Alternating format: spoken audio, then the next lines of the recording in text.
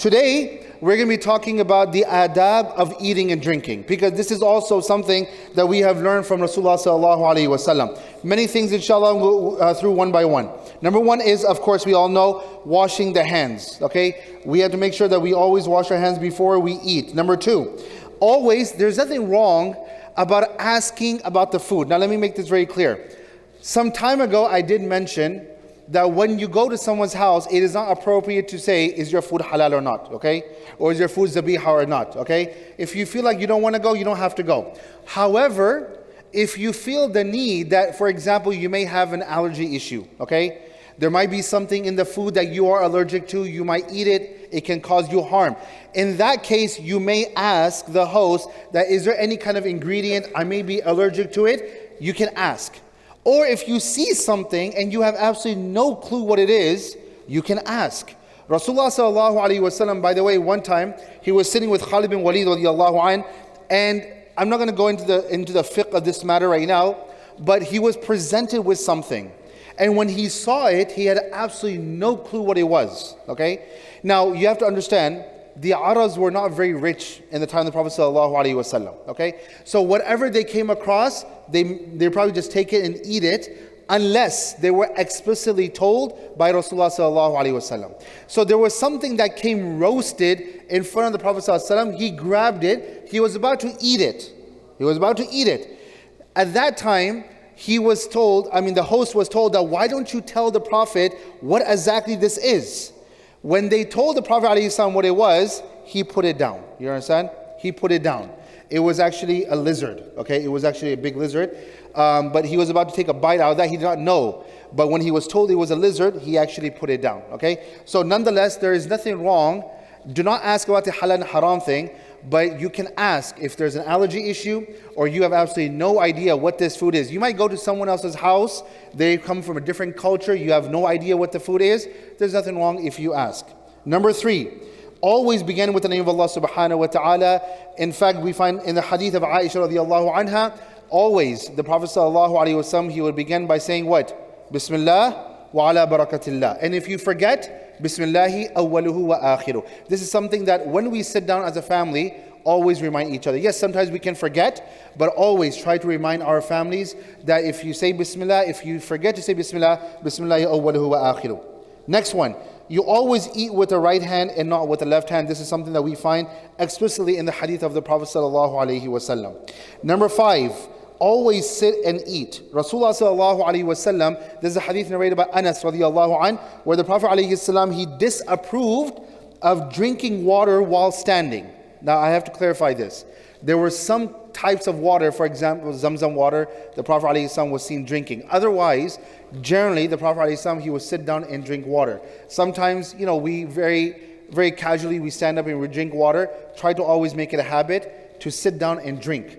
Rasulullah sallallahu alaihi wasallam was asked about eating and standing. The Prophet sallallahu alaihi wasallam, he says that's even worse. Okay, that's even worse. So that is why we always try to make sure that we always are, sitting down eating. A lot of times, you get hungry and, you're preparing some food and you just take one or two bites. It happens with a lot of us, but this is just a reminder for all of us that we always try to sit down and we eat.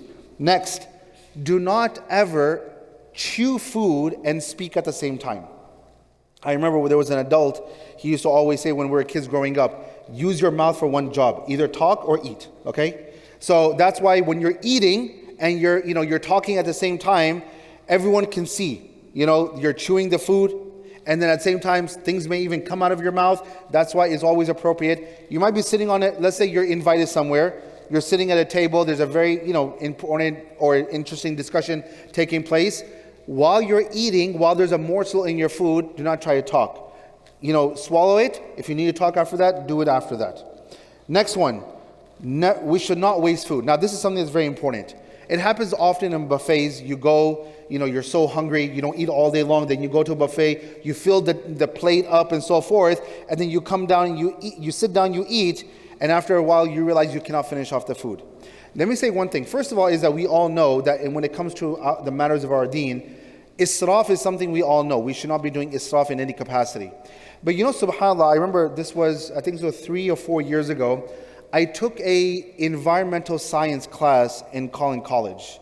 Now don't ask me why I took it, okay? But I took a class on environmental science. It's actually, by the way, it was very interesting.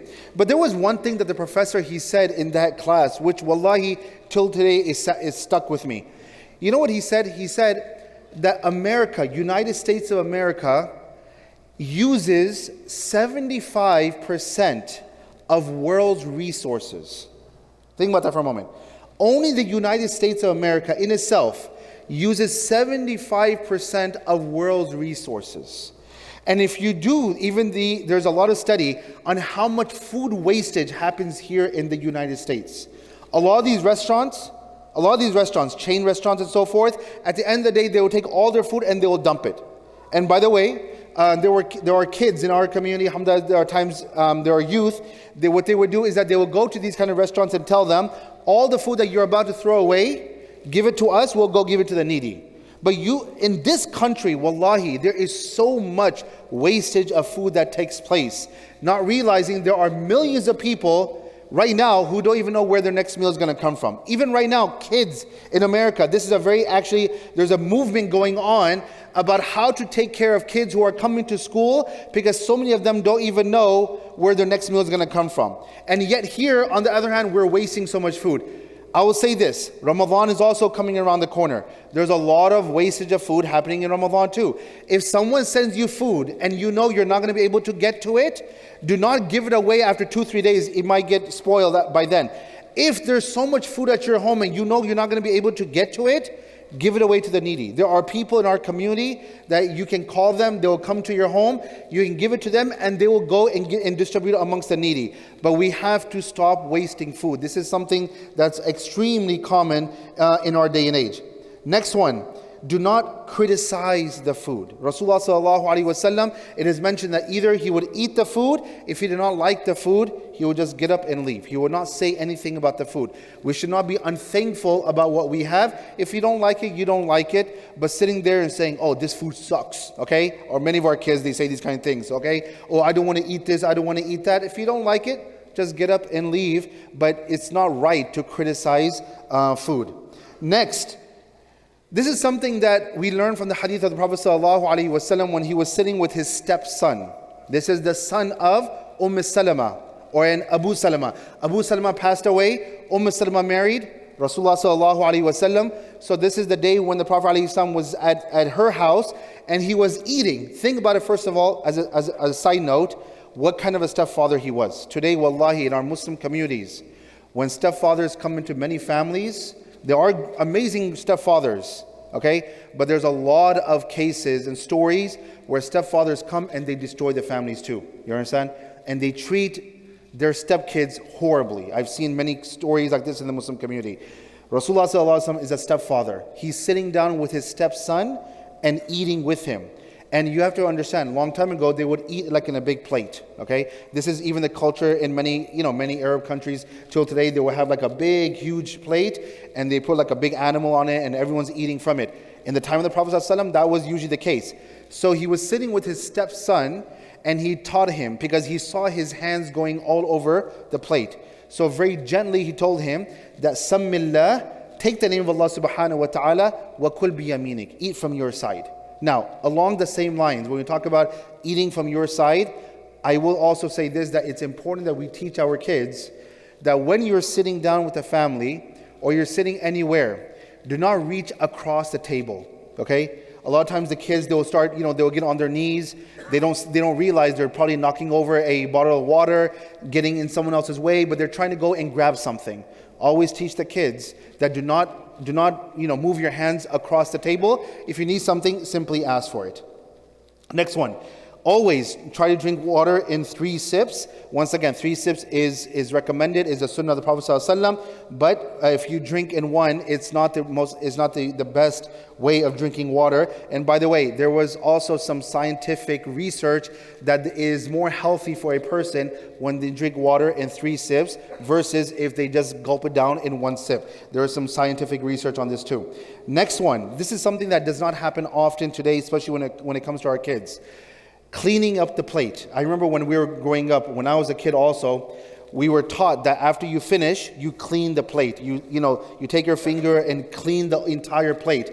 Right now, a lot of times when it comes to our kids, they leave a lot of food on the plate, okay? They might even take a chicken leg and there's still so much chicken on there and they just want to throw it away and so forth. So always teach the kids that make sure you clean your plate. This is something that we learned from Rasulullah sallallahu alaihi wasallam. Also, if you have to use your hands, make sure that you're using your hands in a presentable way. Now, there are some cultures, like in the Indo-Pak culture, they use the 3 fingers, okay? In many Arab cultures, they take the food morsel and they will take it in their palm and turn it into like, a shape of a ball, and they'll knock it down, right? But the most important thing is that making sure that your hands are not too dirty, that anyone who's sitting around you, they get a little turned off by it. You understand? We always have to be presentable. If you're using a spoon, a fork, or a knife, also, there's nothing wrong with it. I remember I went somewhere and there was a person, I was eating with a fork, and this is just when I just had graduated from Islamic seminary. And he says that La hawla wa la quwwata illa billah. Okay, Maulana Sahib eating with his fork and a spoon. Angrez ke aulad. He was giving me the whole lecture. So I told him that there's nothing wrong in eating with a spoon and a fork or a knife. Okay, it's not mutashabihat bil kuffar and so forth. Okay, so the thing is that there's nothing wrong in eating with a spoon or a fork or a knife. Some people say, well, did the Prophet ﷺ eat with these kind of things? Well, these kind of things probably did not exist in the time of the Prophet ﷺ. Other utensils did exist. Yes, the Prophet ﷺ would always use his hands, but using these things, it's not wrong. Next, when eating with a family, always let the elders sit first. This is something that, kids, they wouldn't go and sit down first. Always teach the kids and let the elders sit down first. Give them a place to sit first. Next one, always, especially when, we always talk about being considerate of others. Imagine going to a place where there's a potluck and you see a certain food that you've not had in a while, and you come and and you're not being considerate of others. Always, when it comes to potlucks, when it comes to other things, always try to be considerate of others. Next one, this is something that we learned from the Prophet ﷺ, that do not eat while you are reclining or lying down. Okay, the Prophet ﷺ, he has forbade against it. Like he says, I do not eat while reclining. So a lot of times we see that people are sitting on their couch, they're reclining, and then they're drinking water and so forth, like what he was doing right now, like that in the back. Yes, like that. Yes. So leaning on one arm or like on the elbow and trying to drink and so forth. Always sit up and eat or drink anything. Next one. This is something also very important. If food drops, then we learn from the Prophet ﷺ that he would always pick it up, clean it, and eat it. Now, what does that mean? Now, if you go in public and the food drops, that's a different kind of case, because once again, the floor over there is very dirty. However, if you're sitting like on the sufra, or they call it the dasarkhan, okay, and the food drops from your hand on the sufra or the dasarkhan, at that time you have no problem. Pick it up, clean it, and eat it. You understand? If you're eating in a public space, then you may not want to do that. However, even if you're sitting at home and it falls on the ground or it falls on the rug, okay, a lot of times people have some kind of carpet in their dining area. Sometimes there could be hair in there and so forth. At that time, you can discard the food. But if you're sitting and it falls off of your hands on the table, you can take that, clean it, and eat it. Next one, always say, of course we all should do this, Alhamdulillahi alladhi at'amana wa saqana wa ja'alana min al-muslimin. This is something that we learn from Rasulullah sallallahu alaihi wasallam.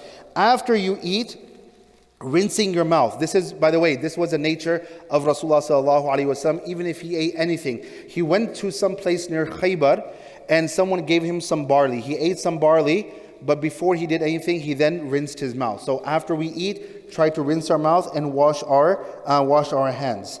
And finally, making dua for the host. If you're invited somewhere, always make dua for them. Aftara indakum as-sa'imun wa akala ta'amakum al-abrar وَالصَّلَاةُ عَلَيْكُمْ وَالْمَلَائِكَةُ اللهم أطعم من أطعمنا واسقي من سقانا. Okay, so you don't go to the host and say Jazakumullah khair and come back. Okay, make dua for them, as we have learned from the seerah of Rasulullah sallallahu alaihi wasallam. So these are just some of the most important ones. Of course, there are some other ones, such as eating in a utensil such that is made of gold and silver. Rasulullah sallallahu alaihi wasallam has prohibited it. I do have to say this, that there are sometimes plates they have a design like a silver design or like a gold design.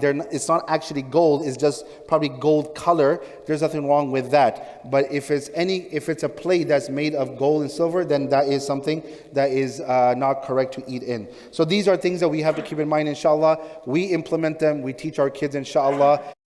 شهر رمضان الذي أنزل فيه القرآن هدى للناس وبينات من الهدى والفرقان فمن شهد منكم الشهر فليصمه ومن كان مريضا أو على سفر فعدة من أيام أخر يريد الله بكم اليسر ولا يريد بكم العسر ولتكملوا العدة ولتكبروا الله على ما هداكم ولعلكم تشكرون.